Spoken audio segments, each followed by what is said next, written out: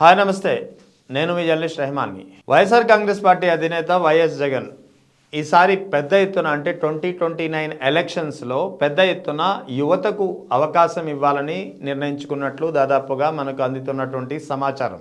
ఎందుకంటే దీనికి ప్రధానంగా రెండు కారణాలు ఉన్నాయి. ఒకటి, యువతను రాజకీయాల్లో ప్రోత్సహించాలనే ఒక వైఎస్ జగన్ ఆలోచన ఒకవైపు, మరోవైపు యువత రాజకీయాల్లో ఉంటే, యువత ఎన్నికల్లో నిలబడితే, యువతకు అవకాశం కల్పిస్తే పెద్ద ఎత్తున యువత పార్టీ వెంట ఉంటుందనేది కూడా మరో ఆలోచన.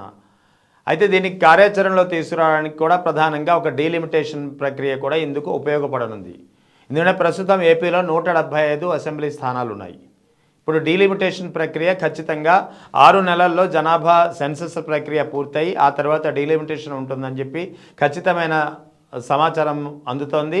సో అదే జరిగితే డీలిమిటేషన్ ప్రక్రియ పూర్తయితే ఏపీలో అంటే 2029 ఎలక్షన్స్కు ఏపీలో 225 స్థానాలకు ఎన్నికలు జరగనున్నాయి.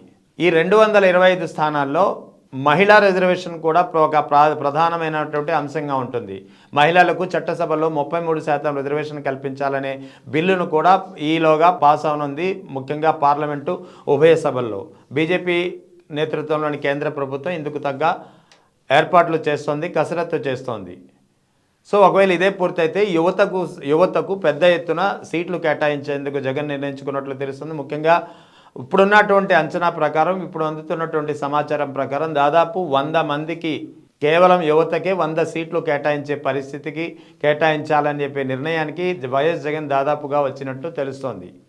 అంటే దాదాపు 100 మందికి యువతకు సీట్లు ఇవ్వడం ద్వారా యువతను రాజకీయాల్లో ప్రోత్సహించాలి, రాజకీయాల్లో ఒక అవగాహన కల్పించాలి. ముఖ్యంగా యువతకు సీట్లు ఇస్తే పెద్ద ఎత్తున యువత కూడా పార్టీ వెన్నంటి ఉంటుంది, ప్రజలకు మరింత ఉపయోగకరమైన పనులు అందుబాటులోకి వస్తాయి అనేది వైఎస్ జగన్ ఆలోచనగా ఉంది.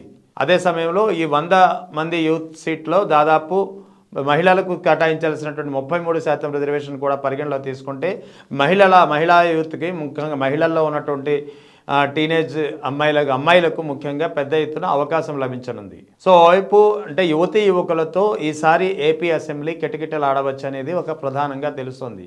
అంటే 2029 ఎలక్షన్లో వైఎస్ జగన్ అధికారంలోకి వస్తే ఖచ్చితంగా 100 సీట్లకు పైగా యువతకు కేటాయించనున్నందున, మరోవైపు ఉమెన్ రిజర్వేషన్ కూడా ఈలోగా అమల్లోకి రానున్నందున ఖచ్చితంగా యువకులు పెద్ద ఎత్తున చట్టసభల్లో కనిపించనున్నారు. ఒకవేళ 2029 ఎలక్షన్లో ఏ పార్టీ అధికారంలోకి వచ్చినా సరే ఉమెన్ రిజర్వేషన్ కూడా ఉంటుంది కాబట్టి పెద్ద ఎత్తున ఈసారి అమ్మాయిలు, ముఖ్యంగా మహిళల ప్రాతినిధ్యం ఈసారి చట్టసభల్లో కనిపించనుంది. ఏపీ అసెంబ్లీలో ఎక్కువ మంది మహిళలు కనిపించనున్నారు. సో ఈ విధంగా చెప్పాలంటే పార్టీలకు పెద్ద ఎత్తున ఒక మంచి అవకాశంగా మారనుంది.